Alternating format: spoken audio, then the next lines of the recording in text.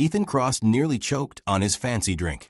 There, across the packed room full of rich people giving money to charity, was a kid who looked just like him. Not a little bit like him. A lot like him. Holy moly, Ethan whispered to himself, staring like he'd seen a ghost. The boy, maybe 10 or 11, stood by the big fountain with the other kids getting scholarship money. He had the same messy hair flip on top that Ethan could never fix, even with expensive hair goop.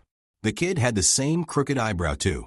And when the boy turned and looked right at him, Ethan felt like his shoes were suddenly made of jelly. It was like someone had taken a picture of little Ethan and brought it to life. "Mr. Cross? You okay?" his assistant Vivian asked, noticing how weirdly he was acting. "You look like you saw Bigfoot." Before Ethan could answer, the boy turned away, laughing at something his friend said. But it was too late. Ethan's brain was already spinning faster than his overpriced washing machine. He pulled at his tie, which suddenly felt like it was trying to choke him. As the big boss of Cross Enterprises, Ethan was used to weird stuff happening. But this was next-level weird. He'd deal with it later, he told himself. These boring charity things were already hard enough, without mini-me situations throwing him off. "Mr. Cross, the foundation director wants to chat," Vivian said, poking his arm. "And the newspaper guy wants a photo of you with the scholarship kids. They're waiting by the fountain. Tell the director tomorrow morning." "Coffee, not lunch," Ethan said, gulping down his drink. "I'll do the photo now." He walked through the crowd, shaking hands and smiling his fake smile that he practiced in the mirror. At 42, Ethan had gotten really good at looking like he cared while his brain was actually making a grocery list or planning his next meeting. The teenagers getting scholarships stood nervously by the fountain. Ethan took his spot in the middle and turned on his camera smile, the one that made him look generous rather than like the shark he was in the business world. "Just one more with the younger kids, please, Mr. Cross," the photographer called, waving over a group of elementary school kids. That's when he got a closer look at the boy. The camera flashed, but Ethan hardly noticed. He was too busy staring at the kid, feeling like someone had just dumped ice water down his back. "Mr. Cross? We're done," the photographer said, but Ethan couldn't move. "Who is that boy?" he asked, his voice sounding weird and tight. The photographer looked where Ethan was pointing. "One of the mentorship kids, I think. Want to meet him?" Before Ethan could answer, Vivian appeared with her phone out. "Emergency call from Tokyo. The Nakamura deal." With one last look at the boy, who was now laughing with friends, Ethan had to walk away. But the image of the kid's face stayed stuck in his head like a song you can't stop humming through the call, through the rest of the party, and all night long as he stared at his bedroom ceiling. "You look like roadkill," Vivian said bluntly the next morning, plopping his coffee on the desk with a worried frown. "Did Tokyo mess up?" "Tokyo's fine." Ethan rubbed his head, which was pounding like a drum. He hadn't slept more than an hour. "That kid at the charity thing. I need you to find out who he is." Vivian raised an eyebrow. "Any special reason?" "Just do it, Viv." She gave him a long look, then nodded. "I'll see what I can dig up." 3 hours later, she came back with a skinny folder. "His name is Leo Bennett. 11 years old, in the charity's mentorship program for 2 years. Super smart kid, especially with math. Single mom named Claire Bennett. No dad listed." She paused. "Why are we stalking a child?" Ethan took the folder, staring at the school photo clipped to the front. The kid looked even more like him in daylight. "He looks like me." "Well, that's..." Vivian tilted her head, looking at the photo. "Huh, he really does. Maybe you've got secret twins running around." She meant it as a joke, but Ethan didn't laugh. Something was tickling his memory, a name, a face from way back. "Claire Bennett," he repeated quietly. "You know her?" "Maybe." Ethan closed the folder. "Get me everything you can find on her. And the files on the Suntech deal from 12 years ago, I think." Vivian looked confused, but didn't ask more questions. "The old files will take time. Then get started." After she left, Ethan spun his chair to face the big windows. 60 floors below, the city was buzzing, but he only saw his own reflection and now the face of a kid who could be his clone.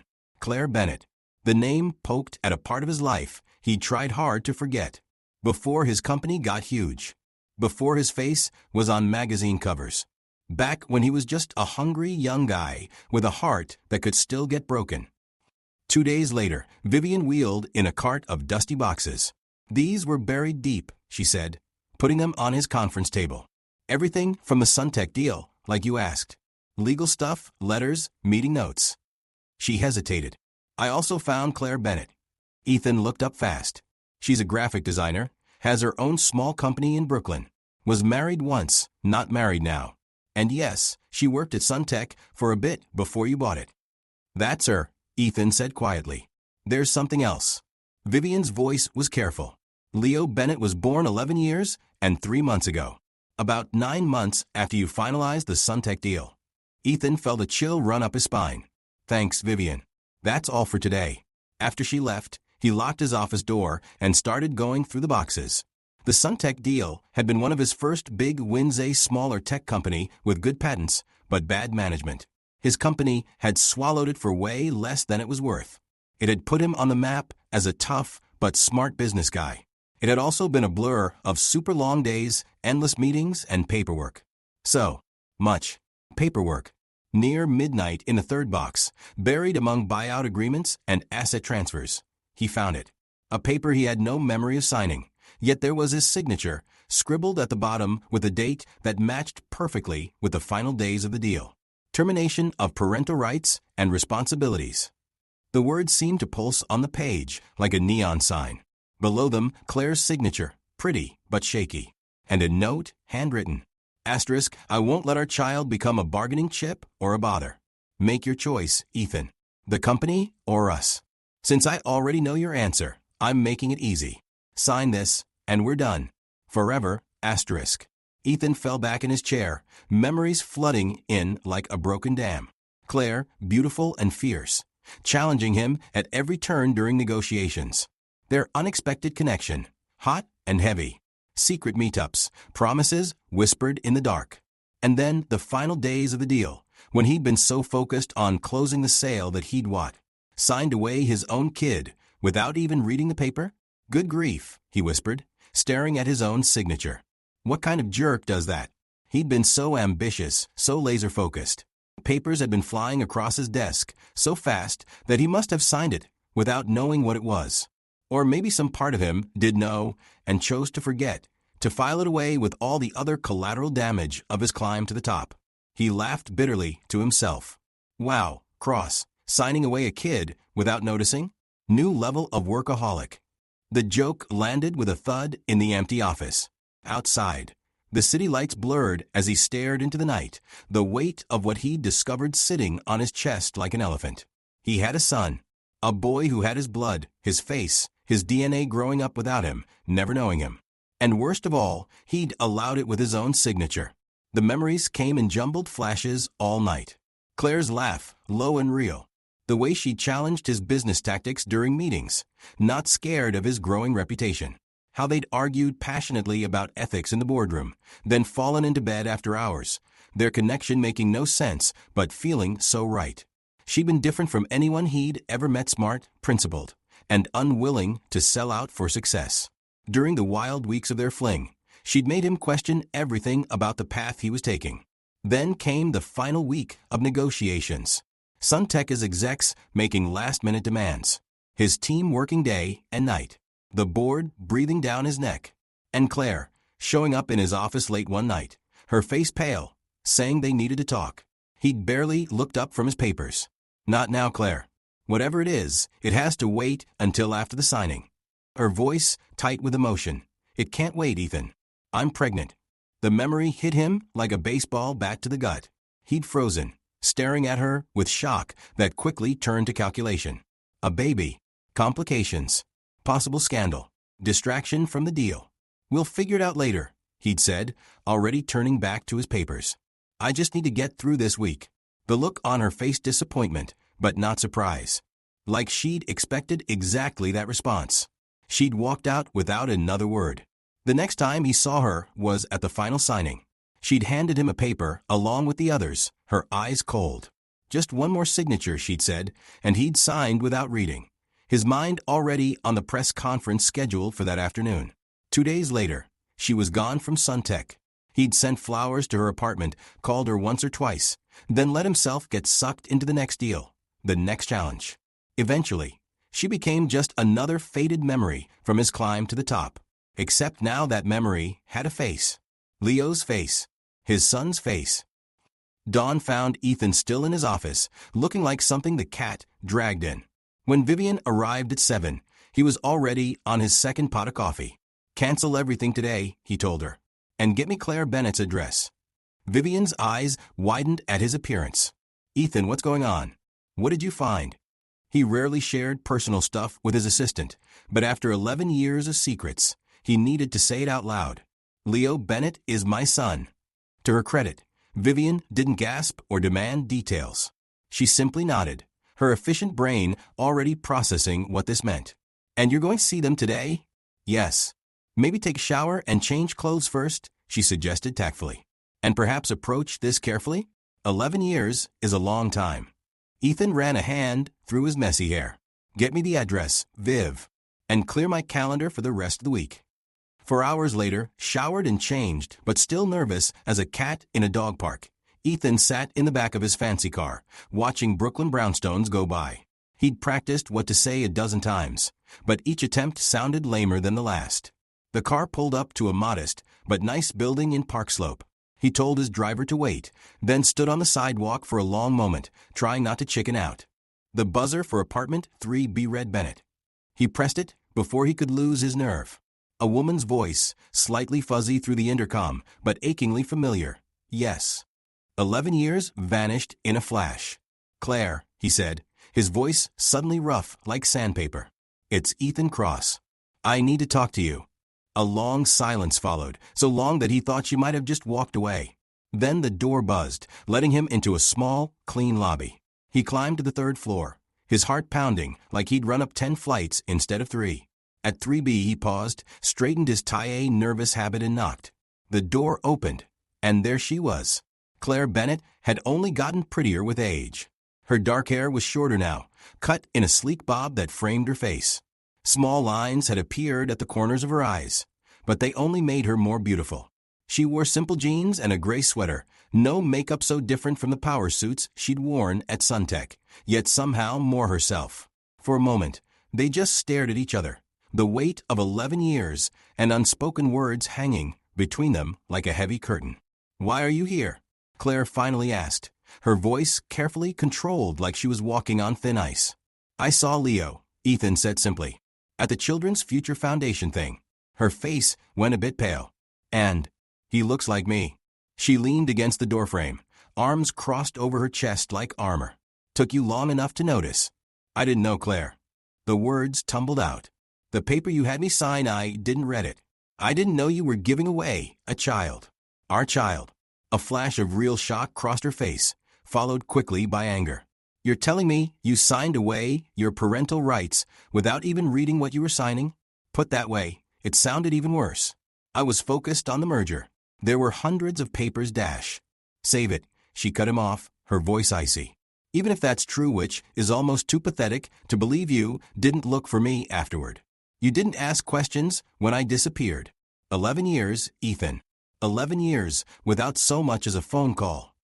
"I tried to call," he protested weakly. "Right after the merger.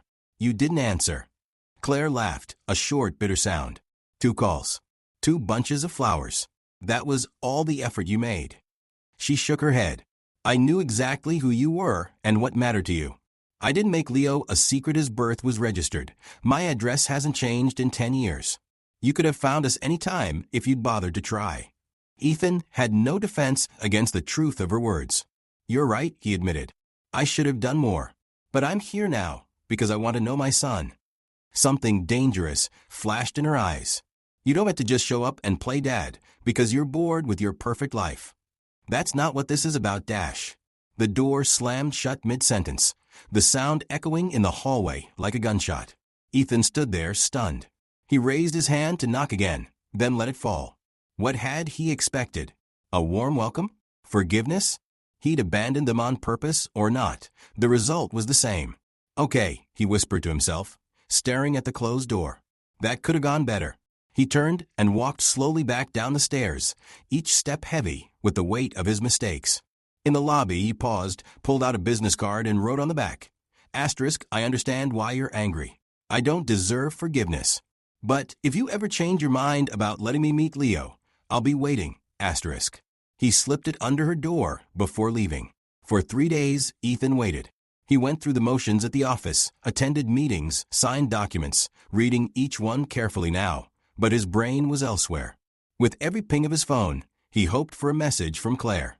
None came. You could try again, Vivian suggested on the 4th day, looking worried. She'd never seen her boss so distracted. And say what? Ethan pushed away a stack of quarterly reports. She made her position pretty clear. She was shocked. People say things they don't mean when they're blindsided. Ethan thought about this. Maybe. Or maybe she's right to keep me away from him. What kind of father doesn't even notice he has a son? Vivian's expression softened. One who made a mistake. A big one. Yes, but still just a mistake. The question is what you do now. That evening, instead of heading to his penthouse, Ethan told his driver to go back to Park Slope. He didn't have a plan, just a desperate need to try again. As luck would have it, just as he approached the building, the front door opened. A woman with a stroller came out, holding the door for someone behind her, and there was Leo, backpack over one shoulder, heading out. Ethan froze on the sidewalk. The boy was alone, probably on his way to a friend's house or an after-school activity. Leo spotted him and paused, recognition flickering across his face. "You're the guy from the charity thing," he said, his tone cautious but curious. "The one who gave the big check." Ethan couldn't speak for a moment, struck by how much more the kid looked like him up close. Leo had Claire's coloring, but everything else, the shape of his eyes, the set of his jaw, even the way he stood was pure Ethan. "Yes," he finally managed. "Ethan Cross." "I know who you are," Leo said with a slight eye roll that was pure preteen attitude. "Your picture's on the foundation wall. I'm Leo." "Nice to meet you, Leo." Ethan tried to keep his voice steady. "Are you heading somewhere?" "Chess club at the community center." The boy tilted his head, studying Ethan like he was a puzzle. "Why are you here?" "This isn't exactly billionaire territory. Smart, direct, totally unimpressed by status. Definitely Claire's son too. I actually came to see your mother." Leo's eyebrows shot up. "You know my mom?" Before Ethan could come up with a safe answer, the building door opened again and Claire stepped out. She stopped dead when she saw them together, her face going white as paper. "Leo, you're going to be late," she said tightly. "Go on ahead." "But Dash." "Now please." Leo glanced between them, clearly sensing the tension, but obeyed with a shrug. "See ya, Mr. Cross," he called as he walked away. Once he was out of earshot, Claire turned on Ethan. "What are you doing?" "I thought I made myself clear." "Crystal clear," Ethan replied.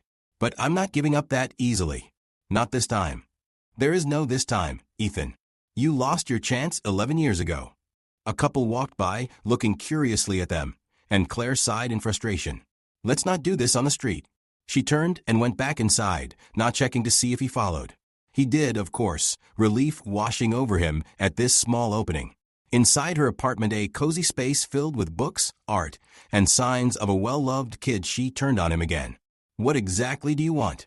"To be part of Leo's life," Ethan said simply. "Why now? What's changed?" Her eyes narrowed. "Is this some midlife crisis thing? Suddenly realized your empire is empty without an heir?"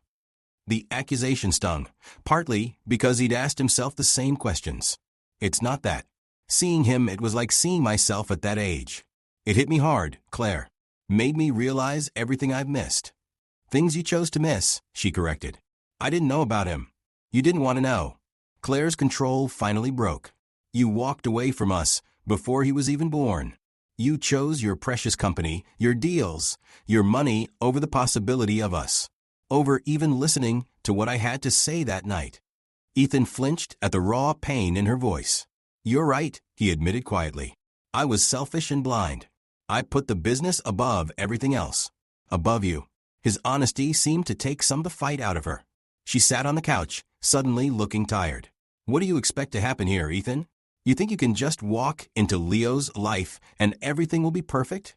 He's a person, not a possession you can claim when it's convenient. I know that. I don't expect it to be easy." Ethan stayed standing, afraid to move closer. "But he deserves to know who his father is. And I'd like the chance to know him." Claire was quiet for a long moment, studying him like she was trying to read his mind. "He's asked about you," she finally admitted. I never lied to him. I told him his father was someone I knew through work who wasn't ready to be a parent. Was that all you told him? I told him you were brilliant and driven, that you could solve any problem put in front of you, that he got his math brain from you. A small smile touched her lips. He's amazing with numbers. Always has been. Pride swelled in Ethan's chest at this tiny connection to his son. Thank you for that. For not making me a villain in his eyes. I thought about it, she said frankly. But hate is a heavy load for a kid to carry. They fell into silence again, the air between them thick with shared history and separate lives. I need time to think about this, Claire finally said. And to talk to Leo. This affects him most of all. It wasn't the no from earlier, and Ethan grabbed onto this small victory. Of course. Whatever you decide. She stood, clearly telling him it was time to go. I'll call you. The number on your card's still good. Yes. Anytime, day or night. At the door, he paused, unable to leave without asking one more question. Are you happy, Claire? Has it been a good life for you both? Her expression softened slightly. We're fine, Ethan. Leo is the best thing that ever happened to me. She hesitated. And you? Did you get everything you wanted? He thought about his empire, his achievements, the emptiness of his penthouse. I got what I thought I wanted, he answered honestly. It turned out to be less than I imagined. She nodded, like his answer confirmed something she'd long suspected. Goodbye, Ethan. He left with a mix of hope and resignation. She hadn't promised anything, but she hadn't slammed the door in his face either. It was a start. For days passed with no word from Claire. Ethan threw himself into work during the day and spent evenings researching everything he could about parenting preteens. He ordered books, read articles, even watched documentaries about father-son relationships. If he got the chance with Leo, he was determined not to mess it up. On the fifth night, just after midnight, his phone rang. A number he didn't recognize with a Brooklyn area code. Hello, he answered, suddenly wide awake. Mr. Cross. A woman's voice, official sounding, not Claire. This is Nurse Martinez at Brooklyn Methodist Hospital. I'm calling about Claire Bennett. His heart froze. What's happened? There's been an accident. Ms. Bennett was brought in an hour ago. She's listed you as an emergency contact. The world tilted sharply. Is she dash? She's in surgery now. Her condition is critical. She was in a car accident. Ethan was already pulling on clothes, phone pressed between ear and shoulder. I'll be there in 20 minutes. What about her son? Is Leo with her? Yes, the boy is here. He's not hurt, but quite upset, as you can imagine. Tell him I'm on my way. The hospital hallway was too bright, the antiseptic smell doing nothing to mask the feeling of fear that filled such places. Ethan rushed to the nurse's station, his usual confidence replaced by desperate worry. Claire Bennett, he said without small talk. I got a call. I'm Ethan Cross. The nurse nodded, checking her computer. Ms. Bennett is still in surgery. The doctor will update you when there's news. She pointed toward a small waiting area. Her son is there with a social worker. Ethan turned and saw Leo sitting alone on a plastic couch, a woman in an ill-fitting suit beside him. The boy's face was pale, his eyes red but dry, like he'd moved beyond tears to a state of numb shock. Approaching carefully, Ethan spoke to the social worker first. I'm Ethan Cross. The hospital called me. The woman stood, relief clear on her face. Mr. Cross, I'm Dana Wilkins with Child Services. Ms. Bennett listed you as an emergency contact. She lowered her voice. The doctors say she'll be in surgery for several more hours. We were worried about the boy Dash. I'll stay with him, Ethan interrupted firmly. She looked doubtful. May I ask your relationship to the family? A complicated question with a simple answer. I'm Leo's father. The social worker's eyebrows rose slightly, but she nodded. I'll need to check that, but for now, your being here is certainly better than placing him in temporary care. I'll be checking in regularly. She turned to Leo. Leo, Mr. Cross is going to stay with you while we wait for news about your mom, okay? Leo looked up, his eyes meeting Ethan's with a mix of confusion and desperate hope. You're staying. As long as you need me to, Ethan promised, taking the seat beside him as the social worker stepped away. They sat in awkward silence for a moment. Do you know what happened? Ethan finally asked gently. Leo stared at his hands. We were coming back from dinner. Mom was driving. Some guy ran a red light and hit her side of the car. His voice was flat, mechanical. The ambulance guys said I wasn't hurt because of where I was sitting. But Mom, his voice broke on the word, and Ethan fought the urge to put an arm around him. This boy didn't know him, had no reason to accept comfort from him. Your mom is very strong, he said instead, and she's getting the best care possible. Leo didn't respond, his gaze fixed on the boring hospital artwork across from them. Is there someone I should call for you? Ethan asked. A friend or other family member? Mom doesn't have family, just me. Leo glanced at him sideways. Want me to call someone? No, I dash. Yeah. Pizza delivery, Leo deadpanned, a flash of dark humor breaking through his shock. Despite everything, Ethan found himself smiling. The kid had Claire's sharp wit, even in crisis. Hospital cafeteria food is probably a better bet, he replied. Less chance of getting lost on delivery. Leo's mouth twitched in what might have been the ghost of a smile. You're really my dad, aren't you? That's why you came to see Mom. Direct and perceptive. Definitely Claire's influence. Yes, Ethan answered honestly. I just found out recently. Where were you before? A simple question with a complicated, shameful answer. I made mistakes, Leo. Big ones. I didn't know about you, but that's not an excuse. I should have. Leo considered this, his young face serious beyond his years. Mom says everyone makes mistakes. It's what you do after that counts. Wisdom from the mouth of a child. Your mom is very smart. Yeah. Leo's voice shook. She has to be okay. She has to. This time, Ethan did put an arm around the boy's thin shoulders. To his surprise, Leo didn't pull away. They sat like that for a long time. Dawn was breaking when the surgeon finally appeared, still in scrubs, looking tired but cautiously hopeful. Mr. Cross. He held out his hand. I'm Dr. Patel. I operated on Ms. Bennett. Ethan stood, heart pounding. Leo remained seated, watching the doctor like he was afraid of what he might say. She's stable, Dr. Patel said, and Ethan felt his knees go weak with relief. The impact caused internal bleeding and a collapsed lung, as well as multiple fractures. She's not out of the woods yet, but the surgery went as well as we could hope. Can we see her? Leo asked, his voice small. The doctor smiled kindly at him. She's in recovery now. When she's moved to the ICU in a few hours, you can visit briefly. She won't be awake yet, but it's good for patients to hear familiar voices. Leo nodded solemnly. I'll tell her about the math test I aced yesterday. She'll want to know. That's a great idea, Dr. Patel agreed. He turned back to Ethan. Ms. Bennett will have a long recovery ahead. Several weeks in the hospital, followed by lots of physical therapy. Does she have support at home? The question highlighted the bizarre reality of the situation. A week ago, Ethan hadn't even known he had a son. Now he was being asked about Claire's home care. Yes, he heard himself saying firmly. She has support. After the doctor left, Leo looked up at him. Where am I going to stay? While Mom's here. The question cut to the heart of the matter. This boy needed care, and there was no one else. With me, if that's okay with you, Ethan replied. I have plenty of room, and I'll make sure you can visit your mom every day.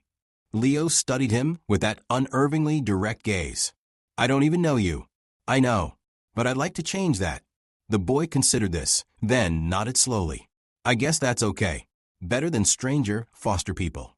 Ethan's heart ached at how matter-of-factly Leo approached the situation. 11 years old and already so practical. There's one problem, Leo added. I have school. My stuff is at home. We'll figure it all out, Ethan promised. One step at a time.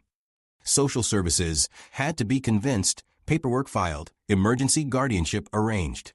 Normally, such bureaucracy would have frustrated Ethan, but now he approached each hurdle with determined patience. This wasn't a business deal he could force through with money or influence. This was his son's life, and he would do whatever necessary to make it right. 3 hours later, they were allowed to see Claire.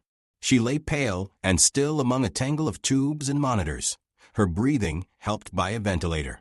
Leo approached the bed hesitantly, then reached out to hold her limp hand. Hi, Mom, he said, his voice suddenly younger, more vulnerable. I got an A on my math test. You were right about showing my work.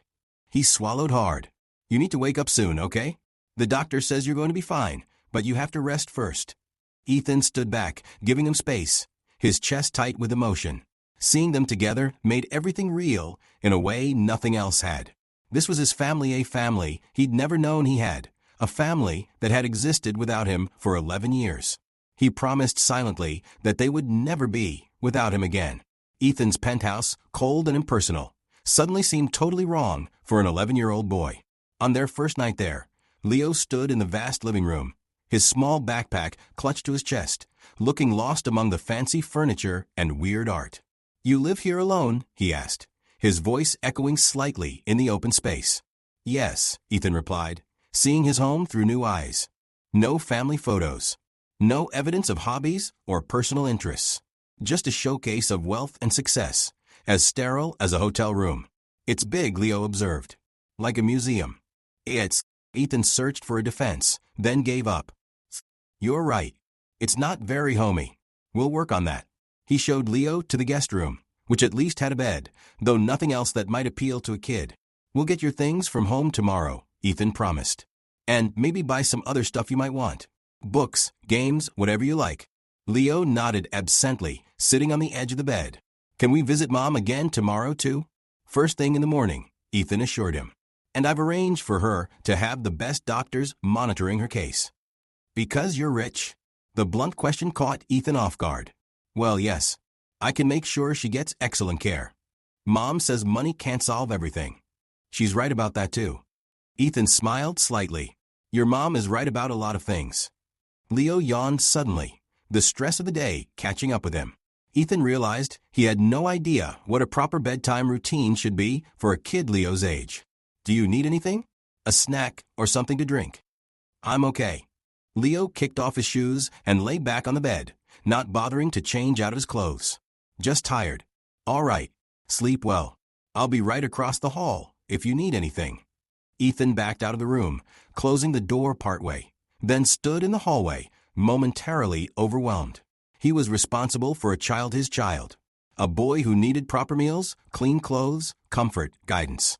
And he had absolutely no idea how to provide any of it. His phone buzzed with an email from Vivian. She'd arranged for Leo's school to be notified, gathered information about his teachers and class schedule, and made a list of recommended child psychologists who specialized in trauma. "Let me know what else you need," her message read. Asterisk and Ethan, "You can do this." Asterisk. Her faith was touching, if possibly misplaced. But Ethan was determined to try. The next few days were a crash course in parenting that no business school had prepared him for. Ethan had negotiated billion-dollar deals, faced down hostile boards, and navigated international business crises. None of it was as challenging as getting an 11-year-old boy ready for school on time. "Leo, we need to leave in 10 minutes. Ethan called, checking his watch for the third time. He'd been up since 5 a.m., making what he hoped was a decent lunch, peanut butter and jelly sandwich, apple, chips, and a cookie he'd bought from a bakery down the street. Leo trudged out of the bathroom, hair still dripping. "I can't find my math notebook." "Did you check your backpack?" "Yes." Leo rolled his eyes. "And under the bed, and on the desk, and everywhere." Ethan ran a hand through his hair, already feeling frazzled. "Okay, we'll buy a new one on the way. Grab your stuff, the car's waiting." By some miracle, they made it to Leo's school only 5 minutes late. As they pulled up, Leo suddenly looked nervous. "Will you pick me up too?" he asked, hand on the car door. "Of course," Ethan said, surprised by the question. "I'll be right here at 3:15. Leo nodded, then hesitated. "Mom usually gives me a high five before school." He held up his hand awkwardly. "For good luck." Ethan felt a lump in his throat as he high-fived his son. "Good luck, buddy. Have a great day." He watched Leo walk into the school building, suddenly struck by how small he looked among the crowd of kids. This child, his child, was now his responsibility. The thought was both terrifying and strangely wonderful. Once Leo was inside, Ethan called his assistant. "Vivian, I need you to clear my schedule for the next few weeks. I'm working from home." "Already done," she replied, not missing a beat. "I've set up remote access to everything you'll need, and I've told the board you're taking a family leave." "Family leave," Ethan repeated. The words felt foreign on his tongue. "I guess that's exactly what this is." After stopping at the hospital to check on Claire, still unconscious but stable, Ethan returned to the penthouse and tried to make it more kid-friendly. He ordered furniture for Leo's room, stocked the kitchen with actual food instead of just coffee and takeout menus, and even bought a gaming console after a quick Google search for what do 11-year-old boys like. By the time 3:15 rolled around, he was back at the school, anxiously scanning the crowd for Leo. When the boy spotted the car and headed over, Ethan was surprised to feel genuine relief. "How was school?" he asked as Leo climbed in. "Fine," Leo shrugged, the universal kid response to that question. "Did you learn anything?" Ethan attempted, realizing he had no idea how to have a conversation with a child. Leo gave him a look that clearly said seriously, but then softened. "We're doing a science project on electricity. I have to build a simple circuit." "I could help with that," Ethan offered, perhaps too eagerly. "I used to build circuits when I was your age." "Really?" Leo looked skeptical, but slightly interested. "Really. I wanted to be an engineer before I went into business." "Huh." Leo seemed to be evaluating this new information. "Mom said you were good at solving problems. I guess that makes sense." The casual mention of Claire brought them both back to reality. "Want to stop by the hospital before going home?" Ethan asked. Leo nodded, his expression serious again. "Do you think she'll wake up soon?" "I hope so," Ethan said honestly. "The doctors say her signs are getting stronger every day." At the hospital, Leo chatted to his unconscious mother about his day while Ethan spoke with her doctors. The prognosis was cautiously optimistic. Claire's body was healing, but they couldn't predict when she might regain consciousness. That evening, after a dinner of slightly burned mac and cheese, Ethan's culinary skills were still a work in progress. They sat at the dining table with the components for Leo's science project spread out between them. "So the battery connects to the wire like this," Ethan demonstrated, "and then through the switch to the light bulb and back to the battery. That completes the circuit." Leo watched intently, then took the components and easily recreated what Ethan had shown him. "And if I add another bulb in, what did you call it?" "Series." "That would be in series." "Right. If I add another bulb in series, they both get dimmer because they're sharing the same current." Leo connected a second bulb, proving his point. Ethan couldn't help but be impressed. "You really do have a knack for this." Leo shrugged, but looked pleased. "It's just logic. Like math." For a moment, watching his son's hands confidently manipulate the wires, Ethan felt a surge of something he couldn't quite name. Pride? Connection? Whatever it was, it made his chest feel strangely tight. "What else do you like besides math and science?" he asked. "Chess. Video games. Pizza." Leo thought for a moment. "Dogs, but Mom's allergic, so we never got one." "I always wanted a dog too," Ethan admitted. "But I travel too much for work." "You're not traveling now," Leo pointed out. "No, I'm not." Ethan smiled slightly. "I'm right where I need to be." A week turned into 2. Claire remained in the hospital, showing slow but steady improvement, though she still hadn't regained consciousness. Leo and Ethan fell into a tentative routine: school drop-offs and pickups, hospital visits, homework at the dining table, and increasingly less disastrous attempts at cooking dinner. Ethan worked remotely between school hours, taking calls and reviewing documents, while simultaneously researching healthy lunches and how to get stains out of school uniforms. His executive team was baffled by his sudden unavailability, but Vivian ran interference with terrifying efficiency. "Mr. Nakamura wants to know why you've postponed the Tokyo meeting again," she reported during one of their daily calls. "Tell him I've had a family emergency," Ethan replied, fishing a sock out from under the couch where he was currently hunting for Leo's missing library book. "I did," he said, and I quote, "I wasn't aware Mr. Cross had a family." Ethan laughed, despite himself. "Tell him that makes 2 of us." By the 3rd week, Claire was moved out of intensive care, and the doctors were becoming more optimistic about her eventual recovery. She still drifted in and out of consciousness, sometimes recognizing Leo, sometimes too groggy to focus, but each day brought improvement. After one particularly good visit, where Claire had been awake enough to squeeze Leo's hand and smile at him, Ethan was surprised when the boy didn't immediately head for the car after leaving her room. "Can we get ice cream?" Leo asked, pointing to the hospital cafeteria. "Mom looked really good today. I think we should celebrate." "Absolutely," Ethan agreed, touched by the suggestion. Over bowls of mediocre hospital ice cream, Leo became unusually talkative. "When Mom comes home, where will she stay?" The question caught Ethan off guard. "I'm not sure. Her apartment, I suppose, once she's well enough." "But who's going to take care of her?" The doctor said she'll need help for a while. I'll hire nurses, the best ones, Ethan said automatically. Leo stirred his melting ice cream thoughtfully. She hates when people fuss over her.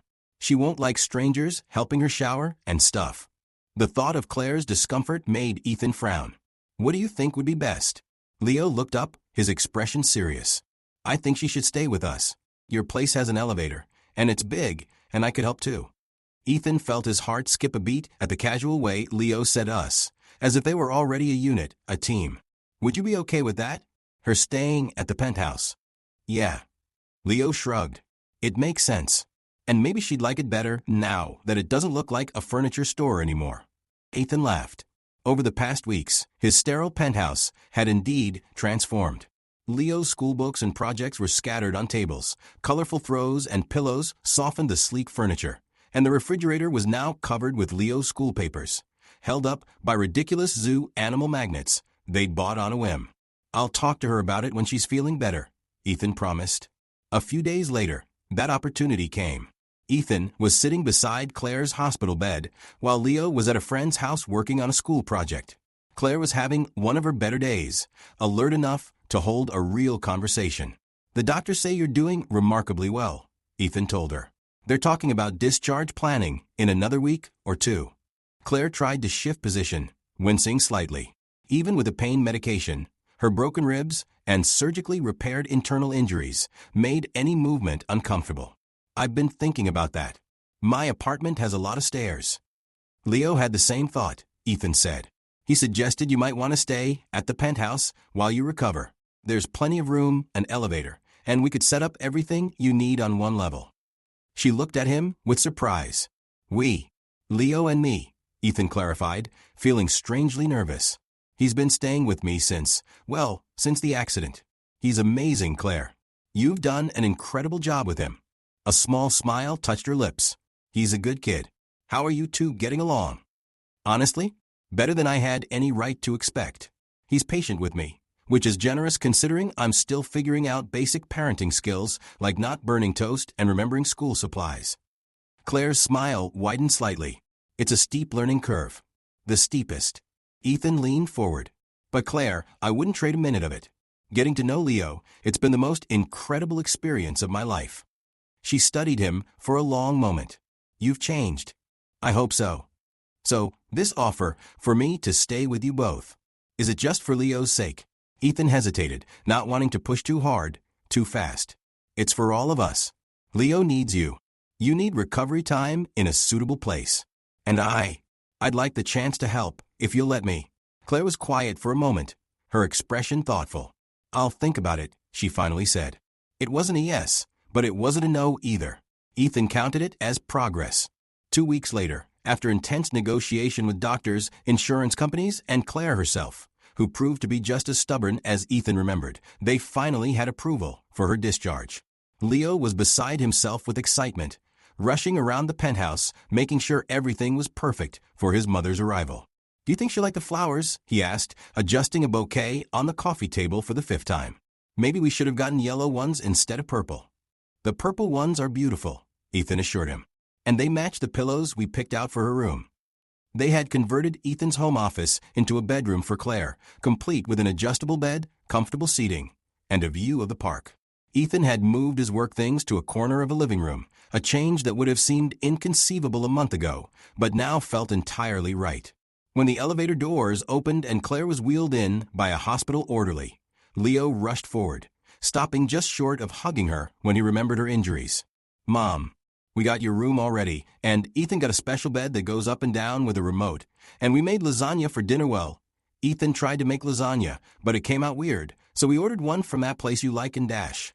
Whoa, slow down, Claire laughed, reaching out to squeeze his hand. Let me get in the door first. She looked around the penthouse with undisguised curiosity. This is not what I expected. Ethan followed her gaze, seeing the space through her eyes. Gone was the sterile showplace it had once been. Books and games filled the shelves. Family movies were stacked by the TV, and crayon drawings of circuit diagrams were taped to the walls. It looked lived in, chaotic, and infinitely more like a home than it ever had before. Leo's influence, he explained. Not just Leo's, she replied softly. eyeing a vase of fresh flowers that Ethan had taken to buying every few days, just because they brightened the space. Getting Claire settled was a team effort. Leo kept up a running commentary as they showed her around, pointing out all the modifications they'd made for her comfort. Ethan hovered anxiously, worried she might find it all too much or too little. The physical therapist will come here 3 times a week, he explained as he showed her the cleared space in the living room where she could do her exercises. And I've arranged for a nurse to check in daily, but she won't stay unless you want her to. Claire nodded, clearly overwhelmed, but trying not to show it. Thank you. This is a lot to take in. Are you tired, Mom? Leo asked, suddenly noticing her pale face. Ethan says we shouldn't let you get too tired. I am a little, she admitted. Let's get you settled in your room, Ethan suggested. You can rest before dinner. After helping Claire to bed and making sure she had everything she needed, Ethan found Leo in the kitchen, staring anxiously at the waiting lasagna. Is Mom okay? He asked immediately. She's fine, Ethan assured him. Just needs some rest. It's a big change, coming home from the hospital. Leo nodded, but still looked worried. It's weird, isn't it? All of us here together. A good weird or a bad weird? Ethan asked carefully. The boy thought for a moment. Good weird, I think. Like when you think a math problem is impossible, but then suddenly the solution makes perfect sense. Ethan smiled at the comparison. That's a perfect way to describe it. That night, after checking on Claire one last time, asleep but comfortable, Ethan sat on the edge of Leo's bed for their now nightly chat. Big day, huh? He said, smoothing the comforter. Yeah. Leo yawned. Do you think Mom likes it here? I think she's still getting used to the idea, Ethan answered honestly. But she loves being with you, that's for sure. Leo nodded, then looked up with a serious expression. Ethan, are you and Mom going to get married? The question caught him completely off guard. What? No, I mean we haven't, that's not why she's here. But you liked her before, right? When you met her at work. Yes, Ethan admitted. I liked her very much. And you still like her now? Ethan hesitated, uncertain how to navigate this conversation. It's complicated, Leo. Your mom and I haven't seen each other in a very long time. We're different people now. But you look at her like you like her, Leo insisted. And sometimes she looks at you the same way when you're not watching. Ethan's heart skipped a beat at this information, but he tried to keep his expression neutral. Right now, we're both focused on helping your mom get better. That's what matters most. Leo seemed to accept this answer, settling back against his pillows. Okay, but just so you know, I wouldn't mind. If you get married someday. I'll keep that in mind, Ethan said, ruffling Leo's hair affectionately. Now get some sleep. School tomorrow. As he turned out the light and closed Leo's door, Ethan couldn't help but feel a strange mixture of hope and anxiety. The boy's question had voiced something he'd barely allowed himself to consider: a future where this temporary arrangement became permanent, where the 3 of them became a real family. But that was getting ahead of things. Way ahead. For now, he had a responsibility to both Leo and Claire to focus on the present, on healing and stability. The rest, well, that would have to wait. The weeks fell into a comfortable rhythm. Claire grew stronger each day, graduating from wheelchair to walker to cane as her injuries healed. Leo thrived with both parents under one roof, even if the arrangement was supposedly temporary. And Ethan found himself putting off business trips, delegating tasks he would normally have handled personally, all to spend more time with his newfound family. The Tokyo deal is stalling, Vivian reported during their weekly status update. The board is suggesting you might need to go in person after all. Ethan frowned, looking at his calendar. Leo has a science fair next week, and Claire has her big follow-up with the orthopedist. I know, Vivian said, and there was a hint of something like approval in her voice. I already told them you're unavailable. Mr. Chen can handle the preliminary discussions. Thank you, Ethan said, genuinely grateful. I know this isn't what you signed up for, running interference on my personal life. Actually, I like this version of you better, Vivian admitted. Less coffee consumption, fewer midnight emails, and you actually laugh occasionally. It's disturbing, but in a good way. Ethan chuckled. I'll take that as a compliment. That evening, he returned home to find Claire in the kitchen, attempting to chop vegetables while balancing on her cane. What are you doing? He asked, rushing to take the knife from her. You're supposed to be resting. I've been resting for weeks, she protested. I'm going stir-crazy. Besides, I wanted to make dinner for once, instead of just eating all your food and taking over your home. Our home, Ethan corrected automatically, then realized what he'd said. I mean, while you're staying here, it's your home too. And Leo's. She gave him a curious look. That's very generous, but we both know this is temporary. I'm getting better every day. Soon I'll be able to manage on my own. The thought of Claire and Leo leaving created a tight feeling in Ethan's chest that he wasn't prepared for. There's no rush, he said, trying to keep his voice casual. The arrangement is working well, isn't it? Surprisingly well, she admitted. Leo is happier than I've seen him in a long time. Having both of us here, it means a lot to him.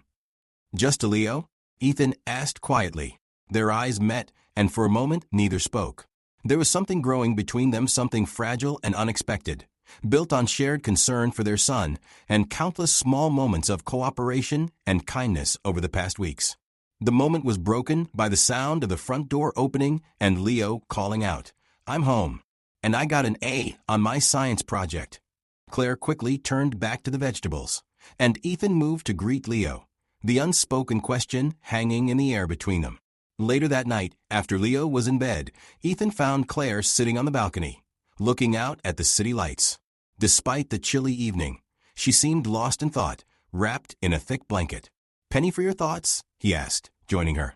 She smiled slightly. Just thinking about how much has changed. A few months ago, you weren't in our lives at all. Now look at us.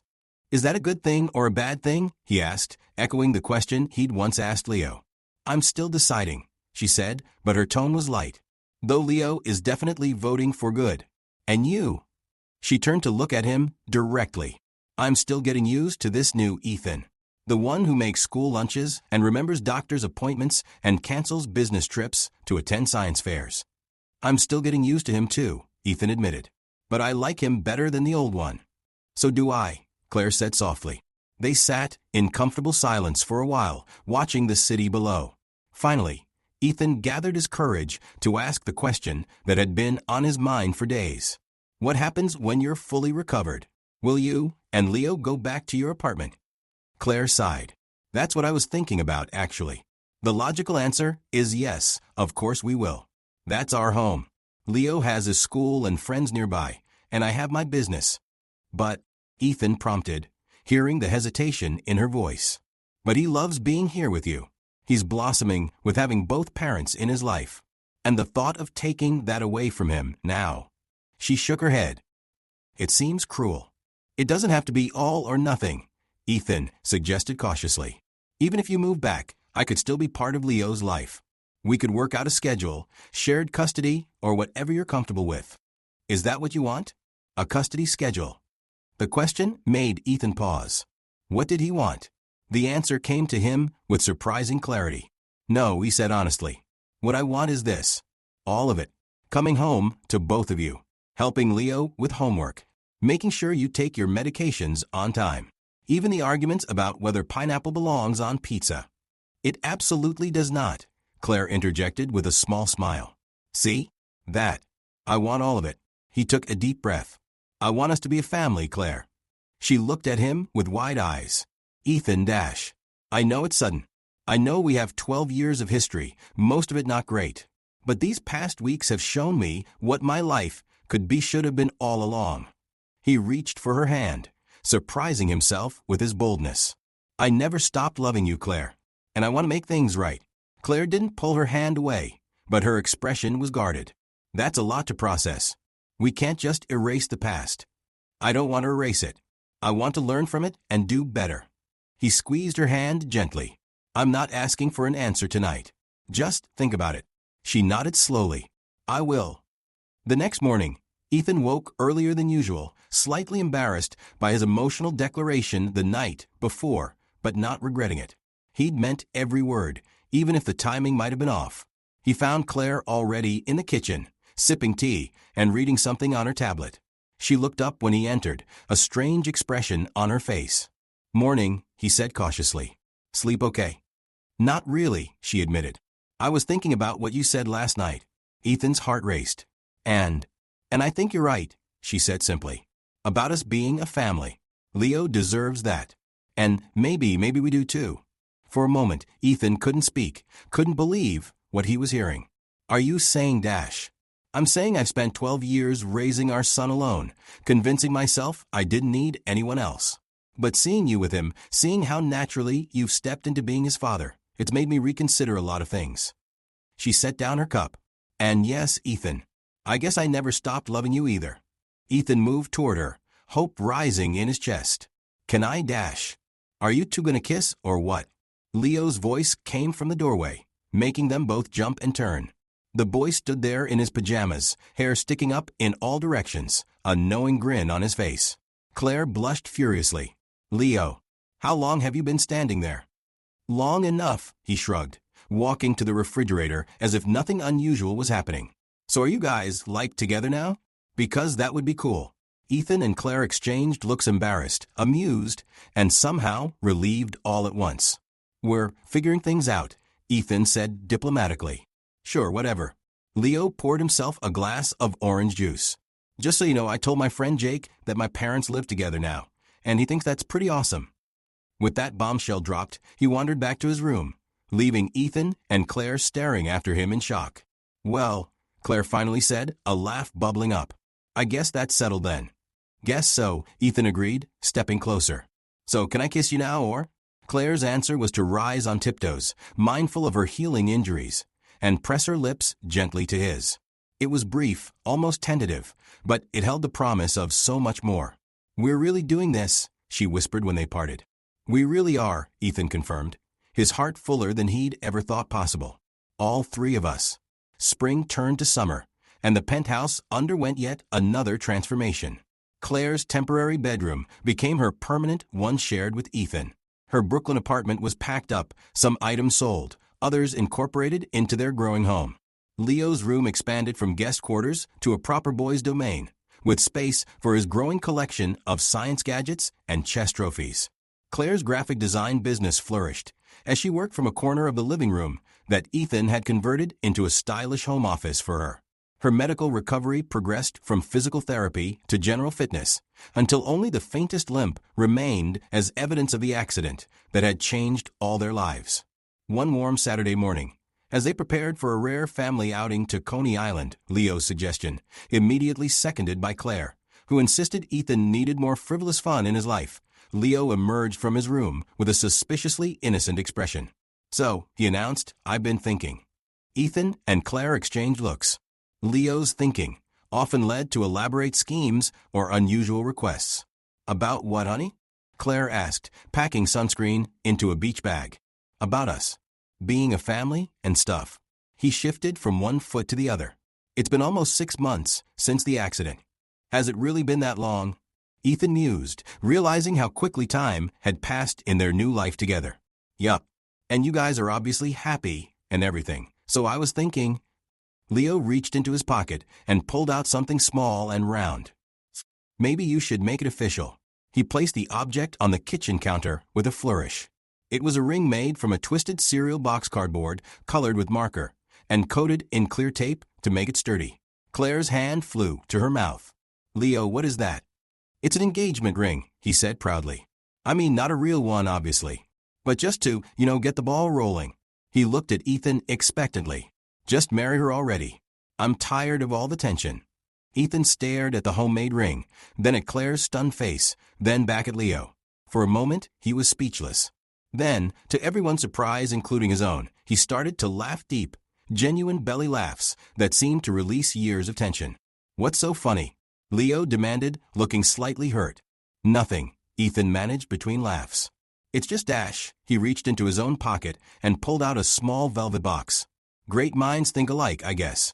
Now it was Leo's turn to look shocked. No way. Is that what I think it is? Claire stared at the box in Ethan's hand, her eyes wide. Ethan. I was going to do this tonight, Ethan explained, suddenly feeling nervous. After dinner, on the beach.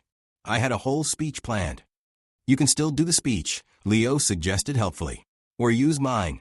I wrote one for you too. He pulled a crumpled paper from his other pocket. It starts with Claire, you're awesome, and my dad thinks so too. Claire laughed, tears springing to her eyes. You two are impossible. So which ring are you going to use? Leo asked pragmatically. Because no offense, but I'm guessing Dad's is fancier. Why don't we let your mom decide that? Ethan suggested, his heart pounding as he realized this was really happening not in the carefully planned romantic setting he'd envisioned, but right here in their kitchen, with Leo as an enthusiastic co-conspirator. He knelt down, feeling both ridiculous and perfectly right, and opened the box to reveal a beautiful diamond ring with sapphires on either side. Claire Bennett, will you marry me? For real this time, with all the messy, wonderful reality that comes with it. Claire looked from Ethan to Leo, who was practically bouncing with excitement, and back to Ethan again. This is crazy, she said, laughing through her tears. We've only been together 12 years and 6 months, Ethan finished for her, with a bit of a break in the middle. Say yes, Mom, Leo urged. He even got down on one knee and everything. Claire reached out and took both rings, the jeweled one from the box and the cereal box creation from the counter. Yes, she said simply. To both of you. To all of this. She slipped the diamond ring onto her finger, then carefully placed Leo's homemade version on top of it. There. Now it's perfect. Leo whooped with delight and threw himself into a group hug that nearly knocked Ethan over. As they all laughed and untangled themselves, Ethan felt a sense of completion he'd never experienced before, like a puzzle whose final piece had just been found. Does this mean I can officially call you Dad now? Leo asked, looking up at Ethan with those eyes that were so like his own. You can call me whatever you want, Ethan replied, his voice rough with emotion. But I'd be honored if you called me Dad. Cool. Leo nodded decisively. Dad it is. Later that day, as they walked along the Coney Island boardwalk, Leo ran ahead to look at the carnival games, while Ethan and Claire strolled hand in hand. You know, Claire said thoughtfully, if someone had told me a year ago that we'd be here engaged, living together, co-parenting Lo, I would have said they were delusional. Life is full of surprises, Ethan agreed. Some better than others. Do you ever regret it? She asked. The time we lost. Ethan considered the question carefully. I regret my choices back then. I regret not understanding what really mattered. He squeezed her hand. But I can't regret where we ended up. And maybe we needed that time apart to become the people who could make this work. Claire nodded. I think you're right. 12 years ago, we weren't ready. You were building an empire, and you were raising an amazing son, Ethan finished. And now we get to do the next part together. He pulled her close, kissing her temple. All three of us. Ahead of them, Leo turned and waved, gesturing excitedly at a game booth where he'd spotted a prize he wanted. His face was lit with joy, so different from the serious, guarded boy Ethan had first met at the charity gala. Come on, slow pokes, he called. Dad, I bet you can't knock down those bottles. Oh, it's a challenge now, is it? Ethan laughed, jogging to catch up with his son. Claire watched them together, the man she'd once loved and lost and found again, and the boy who had been the best part of her life for 11 years. Her family finally complete. As she joined them at the carnival booth, listening to Leo's detailed strategy for how to win the big prize and watching Ethan's determined concentration as he prepared to throw the ball, Claire knew with absolute certainty that all of this wonderful chaos was exactly where she was meant to be. The path that had brought them here might have been winding and unexpected, but standing in the sunshine with her new family, Claire wouldn't have changed a thing.